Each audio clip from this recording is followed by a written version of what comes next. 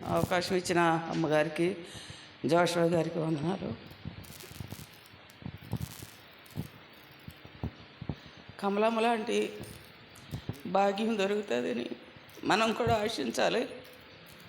ఎందుకంటే ఆమె నాకు పెళ్ళి అవ్వకముందు నుంచి కూడా మా దగ్గరికి వచ్చేది చర్చికి. ఆ మల్లంపేట నుంచి ఒక 30 మంది వరకు వచ్చారు. అన్నీ 15 మంది అన్నాడు, కానీ ఒక 30 మంది వరకు వచ్చేవారు మల్లంపేట నుంచి. ఒక ఆమె ఉండేది, ఆమె అనేది నేను గొర్రెలన్నిటిని తోలుకొస్తున్నాను అనేది ఆమె. మరి మా పేరు నాకు గుర్తులేదు.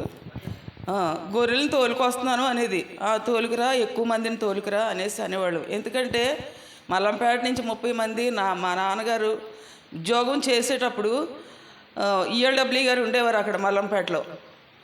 ఆయనది వెస్ట్ గోదావరి ఎక్కడో మొత్తం మీద క్రిస్టియన్ అనమాట ఆయన.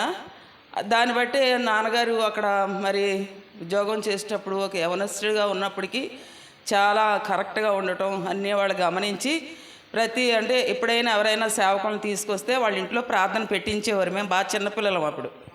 మరి దాన్ని బట్టో దేని బట్టో అక్కడి నుంచి ఒక 30 మంది వచ్చేవారు. 2 కుష్ఠరోగులు కూడా వచ్చేవారు. ఒక ఆమె ఎలమామె, ఒక అతను మగ అతను, మరి అతను ఏంటో తెలీదు.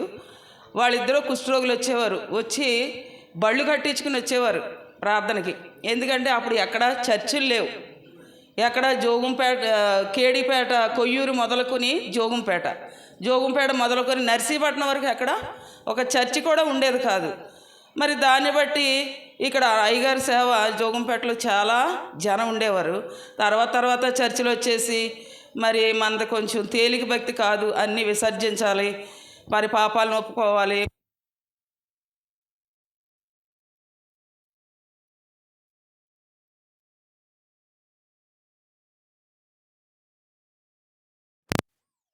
వెళ్తారు, వాళ్ళ అంతం వరకు నిలబడతారు. చూడు, ఉపమానం ప్రభువు చెప్తాడు, మొదట వచ్చిన వాడికి అదే కూలి, మధ్యలో వచ్చిన వాడికి అదే కూలి, సాయంకాలం వచ్చిన వాడికి కూడా అదే కూలి ఇస్తానని సెలవిచ్చాడు దేవుని వాక్యంలో. కానీ మనం ఇప్పుడు నమ్ముకోకపోవచ్చు. కొంతమంది చాలామంది మరణం అయిపోయి ముందు కూడా దేవుని సన్నిధానం నమ్ముకుంటారు. దేవుణ్ణి ప్రభు కూడా వదిలిపెట్టడు.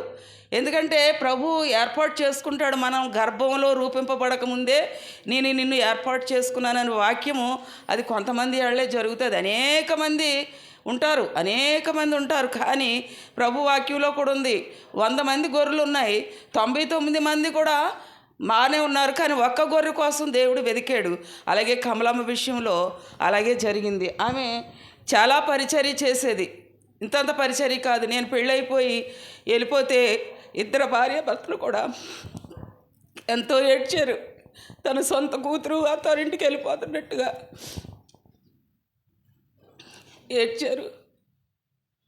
పెదబాబు ఇంకెళ్ళిపోతావా అని అనేది.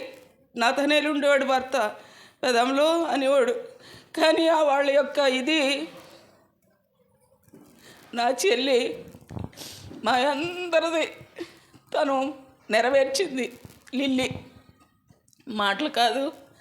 ఈ దినాల్లో సొంత కొడుకులు లేకపోయినా ఉన్నా కానీ వాళ్ళని అనాథాశ్రయంలో పెట్టేసి ఎక్కడ మడతాడు పెట్టేసి వదిలేసేవారు. కానీ అమ్మ, మిమ్మల్ని మాత్రం నేను వదిలిపెట్టి నేను ఎక్కడికి వెళ్ళను, మీ దగ్గరే ఉంటాను అని భర్త ఉన్నప్పుడు కూడా అన్నాడు లిల్లీతోటి.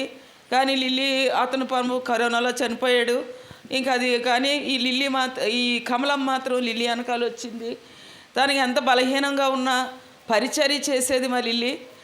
మరి తన పరిచర్య ఎందుకంటే మా యొక్క ఇదిలో ఉంది, మా తండ్రి దాంట్లో ఉంది. అది మా తండ్రి అలాగే పరిచర్య చేసేవారు, వీళ్ళని కాదు. మా పెదనాన్నలు కూడా అంతే. అది మా లిల్లీకి ఎక్కువ పడింది, మా తండ్రిదే అమ్మాయికి పడింది. మా బాబు కూడా అలాగే చేస్తాడు. కానీ ఇప్పటి వరకు అంటే బాబు చేయడం నేను అంటలేదు, కానీ చేస్తాడు. వాడికి అంత అవకాశం రాలేదు. ఆ అవకాశాన్ని లిల్లీ తీసుకుంది. కానీ చాలా పరిచర్య. మనం ఇలాగ వెళ్తే మనం కడుక్కుంటే కూడా చాలా అసహ్యం, కానీ తను అలాగా చేయలేదు. మొన్న నేను జోషువాతో అన్నాను, అది మాలో ఉందండి, మాలో ఉంది జోషువా అంటే, మాలోనే ఉందని అంటే కొంచెం జోక్గా మాట్లాడుకున్నాం. కానీ కమలమ్మ విషయం అయితే ప్రతి మంగళవారం ఉపవాసం ఉండేది. నన్ను అనేది, నువ్వు ఎప్పుడు ఉపవాసం ఉంటున్నావు అనేది. నేను సోమవారం ఉపవాసం ఉంటాను కమలమ్మ పిల్లల కోసం అంటే, ప్రార్థన చేయమ్మా అనేది. మల్లంపేట నుంచి నడిచి వచ్చినప్పుడు మాకు కనిపించేది కాదు. ఎక్కడికి వెళ్ళిపోయేది? డైరెక్ట్గా మందిరంలోకి వెళ్ళిపోయేది. ప్రతిరోజు మల్లంపేట నుంచి 3 మైళ్ళు, కిలోమీటర్లు కాదు, 4 మైళ్ళు దూరం నుంచి ఒక స్త్రీ నడిచి వచ్చేది. వారి భార్యాభర్తలు ప్రతి జూన్ మాసానికి ప్రతిరోజు నెల రోజులు పెట్టేవారు అయ్యగారు జూన్ మాసం ప్రార్థన. ప్రతిరోజు 3 నడిచి వచ్చేవారు. మళ్ళీ ఉదయమే పొలం పనులకి వెళ్ళి పొలం పనులు చూసుకుని సాయంకాలాలు స్నానం చేసి ఉపవాసం ఉండి వచ్చేవారు వాళ్ళ ప్రార్థనకి. అంత త్యాగం. అసలు కమలమ్మ గురించి చెప్పడానికి నేనైతే యోగ్యురాలు కాదు. ఎందుకంటే తన త్యాగం అలాంటిది. ఎవరికైనా చెప్పాలంటే మీరు కానుకలు తీస్తున్నారా అనేది ఎందుకే నీకు అనేదాన్ని నేను మధ్య మధ్యలో ఎప్పుడన్నా వింటే నీకు ఎందుకే, వాక్యం చెప్తున్నారు కదా, వాక్యం చెప్పినా కానీ వీళ్ళు వినరమ్మా, అందుకే నేను అలా చెప్తూ ఉంటాను అనేది. అంటే తన ఉద్దేశం ఏంటి? మనం దశమ భాగం తీసి మనం ఈవేళ వండుకున్న బియ్యంలో పిడికిడి బియ్యం తీస్తే అది కుటుంబాలకు ఆశీర్వాదం, మీ బిడ్డలకు ఆశీర్వాదం అని నేను అనేది ఆ మనిషి అనేది. కానీ అలా ప్రతిరోజు వచ్చినప్పుడల్లా మందులోకి వెళ్ళిపోయి ఎక్కడ ఉంది కమలమ్మ వచ్చింది ఇంకా రాలేదేంటది అనుకునేవాళ్ళం మేము. అంటే ఎక్కడ ఉండేది? మందిరంలో ప్రార్థన చేసుకునేది. మందిరంలో నుంచి వచ్చి ఇంటికాడ తుడుపులు తుడిసేది ఆ రాత్రి కాడ. మీలో జోగంపేటలు చాలామందికి తెలుసు, మా గాంధీనగర్ వాళ్ళకు కూడా తెలుసు ఆమె యొక్క విషయం. కానీ ఆ పరిచర్య చేసి ఎన్ని గంటల పడుకునేదో, 10 గంటలు పడుకునేదో, 11 గంటలు పడుకునేదో, 12 గంటలు పడుకునేదో మాకైతే తెలియదు. మళ్ళీ ఎన్ని గంటలు లేచేది? తెల్లవారుజాముని 5ంటికో 4ంటికో లేచి తుడిసి మళ్ళీ వెళ్ళిపోయేది. వెళ్ళిపోయి ఎక్కడికి వెళ్ళేది? పడుకునేది కాదు, పొలం పనులకి వెళ్ళేది. కానీ ఈ దినాల్లో మనం అలాంటి త్యాగమైన భక్తి మనం సులువైపోయింది భక్తి కదా, అంతా సులువే. ఏదో నడిపించుకుంటున్నాం అంతే. ఏదో కాలం గడిచిపోతున్నది, ఏదో గుడికి వెళ్తున్నామా వస్తున్నామా, లేదంటే ప్రార్థన చేసుకుంటున్నామా, ఇంకా ఏదో బైబిల్ పట్టుకుని వెళ్ళాలి, శనివారం వచ్చేసింది వెళ్ళాలి కదా అని వెళ్తున్నాం తప్ప, ఆశ గలవారి ప్రాణాన్ని దేవుడు తృప్తిపరుస్తాడు. కానీ ఆమె ఆశతో వచ్చింది, తన భర్తని తన చెల్లిని కూడా తీసుకొచ్చింది. తన ఆశని దేవుడు ఏం చేశాడు? నెరవేర్చాడు. ఆమె చనిపోద్దని నాకు అసలు తెలియదు, మళ్ళీ ఇల్లు కూడా అలా బాగాలేదని చెప్పలేదు. ఆ ముందు రోజు నాకు ఒక పాట వచ్చింది, చనిపోయినప్పుడు పాడే పాట. ఇదేంటి ఇలాంటి పాట అవుతుంది, నేను ఇంకా చనిపోతానా ఏంటి అని నాకు ఇచ్చిన వాగ్దానాలు 91వ దావీదు కీర్తన, అతడు నన్ను ప్రేమించున్నాడు కనుక అతను నేను గణపరుస్తాను, అవన్నీ చదివేసుకుంటున్నాను నేను. అంటే నాకు అదొకలాంటి ఆందోళనలాగా వచ్చిందనమాట, నేను చనిపోతానా ఏంటని. తర్వాత లిల్లీ ఫోన్ చేసి కమలతని బాగాలేదే నువ్వు మాట్లాడు అంది. కానీ అప్పుడు నేను అనుకున్నాను, అంతకనమాట నాకు ఆవిడ చనిపోయినప్పుడు ఇలాగా పాట వచ్చింది అనుకున్నాను. ఇలా ఐజక్ గారు అగ్గగారు చనిపోయినప్పుడు కూడా ఆ పాట, ఇందాక పాడిన పాటే వచ్చింది. అది రోజు 3 రోజుల నుంచి పాడేసుకున్నాను. అప్పుడు కూడా ఐజక్ గారు అగ్గగారు పెద్ద అగ్గగారు చనిపోయినప్పుడు ఏంటి ఇలా పాడుకుంటున్నాను ఏంటో అనుకున్నాను. అంటే దేవుని దగ్గరికి వెళ్ళినప్పుడు ఆ ఆత్మల గురించి దేవుని పాటలే వస్తాయి మనకి, వేరే పాటలు మనకి రావు. కాబట్టి ఆమె బలహీనంగా ఉందని నాకు తెలియదు. లిల్లీ ఫోన్ చేసింది, పెద్దబాబు ప్రార్థన చేయవా అని అడిగింది. అంటే ఎందుకు చేయనే అని ప్రార్థన చేశాను. నువ్వేమన్నా ఉంటే ఒప్పుకో, సరి చేసుకో, దిద్దుకో, దేవుని దారికి వెళ్ళాలి మనం ఇక్కడే భూలోకంలో ఉండం కదా, మనం దేవుని దారికి వెళ్ళాలి కదా అని హెచ్చరించి ఆమెని ప్రార్థన చేశాను.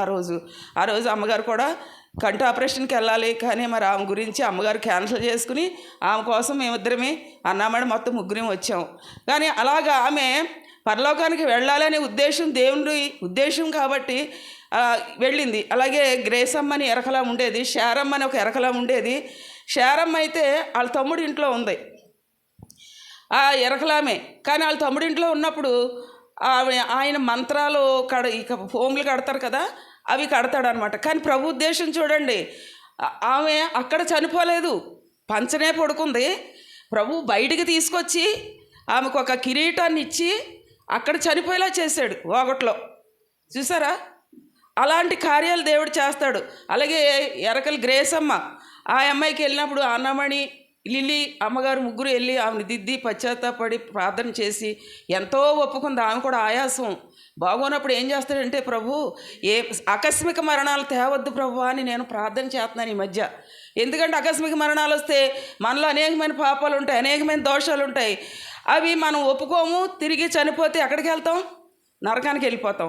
ప్రభు ఆకస్మిక మరణాలు వస్తే నరకానికి వెళ్ళిపోతాం. కాబట్టి నువ్వు ఆకస్మిక మరణాలు మాకు ఎవరికి రానివద్దు ప్రభువా అని ఈ మధ్య నేను ప్రార్థన చేయడం మొదలుపెట్టాను. అలాగే ఇరకల గ్రేసమ్మ కూడా అలాగే వెళ్ళిపోయింది. మరి ఆంటీ కూడా అలాగే చూపించాడు దేవుడు. ఆ ఇరకల గ్రేసమ్మ చనిపోయినప్పుడు ఈవిడ ఎరకలావుడు కదా, దేవుని నమ్ముకున్నట్టు నమ్ముకుని మళ్ళీ సోది చెప్పింది, పరలోకానికి వెళ్ళిందా అని మరి ఆ మనసు వచ్చిందేమో లేదు నాకు గుర్తులేదు. కానీ ఆని వాళ్ళ ఇంట్లోనే అలాగే పడుకుని స్నానం చేసి వచ్చి అలా పడుకుంటే నా అయ్యగారు వచ్చి, అమ్మ మరియమ్మ నా దగ్గరే ఉంది, గ్రేసమ్మ నా దగ్గరే ఉంది అన్నారు. ప్రభువా ఫోన్లే అనుకున్నా. నాకు నిర్ధారణ లేకపోతే నేను ప్రభువుని మనసులో అలాగా అనుకుంటాను అనమాట. అనుకుంటే ప్రభు అలా చూపించాడు. అలాగే కమలమ్మ విషయంలో ఒక పాట వచ్చింది. దాన్ని బట్టి ఏమైనా సరే అది నరకానికి వెళ్ళదు, పరలోకానికి చేరుకుంటుంది. ఎందుకంటే ప్రభు దాన్ని వారం రోజులు బెడ్ మీద పెట్టి సరిచేశాడు ప్రతి తప్పు. అమ్మగారు క్షమాపణ అడిగితే, అమ్మ మీరెందుకు అడుగుతారు, మీరే నన్ను క్షమించండి. అమ్మగారు కూడా ఆమెని బెడ్ మీద ఉన్నప్పుడు క్షమాపణ అడిగారు. ఎందుకంటే మనం నిర్దోషులుగా ఉండాలి, మన ఆత్మ నిర్దోషంగా ఉండాలి. ఆమె చనిపోద్ది, ఎవరిని అడుగుతాం మనం క్షమాపణ? ఎవరిని అడగలేము, చనిపోద్ది కాబట్టి. అందుకని అమ్మగారు ముందే ఏం చేశారంటే ఒక 3 రోజులకి 2 రోజులకో చచ్చిపోద్ది అనగా అమ్మగారు, కమలమ్మ నువ్వు నన్ను క్షమించే, నేను అన్ని విషయాలు బాధ పెట్టుంటానని క్షమాపణ అడిగారు. ఆ రోజే చనిపోయే రోజు అంట. ఆ క్షమాపణ అడిగినప్పుడు ఆమె ఏమన్నది, ఆమె అమ్మ మీరు నన్ను క్షమాపణ అడగటం ఏంటి, మీరే నన్ను క్షమించండి అని. ఈ విధముగా ప్రభు పరలోకానికి వెళ్ళినప్పుడు అనేకమైన మనకి మార్గాలు చూపిస్తూ ఉంటాడు. దిద్దుకునేలాగా, సరిచేసుకునేలాగా బెడ్ మీద పెడతాడు ఒక్కొక్కళ్ళు ఆకస్మిక మరణాలు చనిపోతారు. అవి చాలా కష్టం. ఎందుకంటే మన ఆత్మ శుద్ధంగా ఉంటే ఆకస్మిక మరణం జరిగినా ఏది జరిగినా మనం వెళ్ళొచ్చు. కానీ మనం దేవుని రాజ్యానికి మనం ఏమి ఈ లోకంలో ఆస్తులు అంతస్తులు అన్నీ సంపాదించవచ్చు, కానీ మనం ఏమీ కొనుక్కోలేం. కమలం ముందు ఏమైనా ఇంత పిసర పట్టుకెళ్ళిందా? అలాగే అలెగ్జాండర్ అని ఒక ఆయన ఉన్నాడు, పెద్ద రాజు, పెద్ద ధనికుడు, ఎంతో సంపన్నుడు. అతను ఏం చేశాడు, నేను చనిపోయినప్పుడు నా చేతులు 2 సమాధి పెట్టెలోంచి బయట పెట్టండి అన్నాడు కదా. బయట పెట్టమన్నప్పుడు అతను ఎందుకంటే నేను చనిపోయినప్పుడు నేను ఏం కొనిపోతాను, ఏం చేస్తాను మీరు చూస్తారు కదా అని ఆ 2 చేతులు బయట పెట్టించుకున్నాడు. కానీ అతను చనిపోయినప్పుడు రిక్త హస్తాలతో దేవుని దగ్గరికి వెళ్ళిపోయాడు. ఏమి ఇంత పిసర కూడా పట్టుకెళ్ళలేదు. కానీ ఈ లోకంలో ఉన్నప్పుడు మనకు అంత ప్రాకులాట, అది కావాలి ఇది కావాలి, ఇందుకు మనం తింటాక కావాలి కానీ అత్యాశతో మనం పరిగెట్టకూడదు. అత్యాశతో కూడిన కార్యాలు మనం చేయకూడదు. కమలమ్మ ఎంత నిజంగా ఆమెని అంటే ఇంకా చాలా విషయాలు ఉన్నాయి, అన్నయ్య చెప్పేశాడు. అలాగే మా చిన్ని కొన్ని చెప్పింది, చాలామంది చెప్పేశారు, నేను చెప్దాం అనుకున్నాయన్నీ. అలాగా దేవుడు ఆమెని ప్రతి మంగళవారం వచ్చి మెట్ట శుభ్రం చేసేది, మొక్కలకు నీళ్ళు వేసేది, మెట్ట మీదకి గెడ్లోంచి నీళ్లు తెచ్చి మొక్కలకు నీళ్లు పోసేది. అంత పరిచర్య అంటే ఇంకా ఆమె పరిచర్య మేము చెప్పలేము. ఇక్కడ సంఘస్థులు ఇప్పుడు చంద్రలీల, ప్రమిళ, విజయ, వీళ్ళు 4, దయమణి ఒక అమ్మాయి ఉండేది. వీళ్ళు 5 కూడా కలిసి పని చేసేవారు. 5 కలిసి ప్రతి పని చేసేవారు. కానీ కమలమ్మ దాన్ని స్వతంత్రించుకుంది. ఆమెలాగా మనం అందరం కూడా అనేకమైన పరిచర్య చేసి దేవుని సన్నిధానంలో పరిచర్య చేసి నన్ను మందిరం తోడమన్నారేటి, లేదా అది చేయమన్నారేటి, అలాంటి మనసులో మనకి నేనెందుకు చేయాలి, నువ్వు చేస్తే నీకు దీవెన, ఆమె చేసింది కాబట్టి ఆమెకు దీవెన. నేను కాకినాడ మీటింగ్స్కి వెళ్ళినప్పుడు, నాకు పెళ్ళి అవ్వలేదు ఆ టైంలో, మీటింగ్స్కి వెళ్ళినప్పుడు నూతిలో నీళ్ళు తోడి జోగారోళ్ళు అమెరికా నుంచి చాలా అక్కడక్కడ మీటింగ్స్కి వెళ్ళి చాలా మాసిపోయిన బట్టలు తెచ్చేవారు జోగారోళ్ళు. కానీ ఆ బట్టలన్నీ నేను ఉతికేదాన్ని, అయ్యగారు అన్నీ తెచ్చి పడేసేవారు. అన్నీ నూతిలో నీళ్ళు తోడుకుని ఒక్కదాన్ని బట్టలన్నీ ఉతికితే మడతలు పెడితే అయ్యగారు మళ్ళీ ఇట్లు ఇస్త్రీ చేయించి ఎక్కడికి వాళ్ళకి అందించేవారు. ఆ పరిచర్యలో ఏదైనా సరే మనం పరిచర్య దేవుని కొరకు చేస్తే దేవుడు మనకు ఎంతో కొంత ఆశీర్వాదాన్ని ఇస్తాడు. కానీ మనం చేసేది గుప్పుడు చన్నీళ్ళు మనం మీ ఆహారం నీళ్ళ మీద వేయండి, దాన్ని తగిన కాలం ముందు ప్రతిఫలం చూస్తారని వాక్యం సెలవిస్తున్న రీతిగా మన ఆహారాన్ని, మన ప్రార్థన, మన పరిచర్యని మనం నీళ్ళ మీద వేయలేదు, దాన్ని తగిన కాలం ముందు మనం దానికి ప్రతిఫలం చూస్తాం. అంతేగాని నేనెందుకు తొడవాలండి, అల్లాళ్ళు ఉన్నారు కదా, ఇల్లీళ్ళు ఉన్నారు కదా, వాళ్ళు చేయొచ్చు కదా, నేనే చేస్తున్నాను, ప్రతి శనివారం నేనే కడుగుతున్నాను, లేకపోతే ప్రతి ఆదివారం నేనే తుడిసి చాపలు వేస్తున్నాను, కుర్చీలు వేస్తున్నాను, అదొద్దు మనకి, ఎన్నడో కూడా అదొద్దు మనకి. ఎవడ పరిచర్య, ఎవడ దీనుడై నా మాట విని వణుకుచుండునో వాడిని నేను దృష్టిస్తాను. కవలమ్మ తన ఆత్మలో దీనురాలన్నమాట. ఒకవేళ మాటలో కుక్కలతో మాట్లాడేది, ఏ కుక్క నువ్వెందుకు వచ్చావా, నీకు పనికి మాలదానా, దయ్యం నువ్వు అనేది. కోతులు వస్తే నీకేం పని లేదా, చీకటి అనేది. అలాగా మొక్కలు తవ్వితే అవి వంగినాయి అనుకో, నేను ఎవరు వంగమన్నారు అని మొక్కలు. అలాగ తన నోటి మాటలు తప్ప తన హృదయము దేవుని ఎళ్ళ ఎంతో యథార్థం ఉంది కాబట్టి ఇది ఆమె పరలోకానికి వెళ్ళింది. ఆమెకు పిల్లలు లేకపోయినా మనమే అందరమే పిల్లలమే. వాళ్ళు లిల్లీ అమ్మగారు లిల్లీ జోషువా తల్లిదండ్రులుగా తనే సాగనంపారు.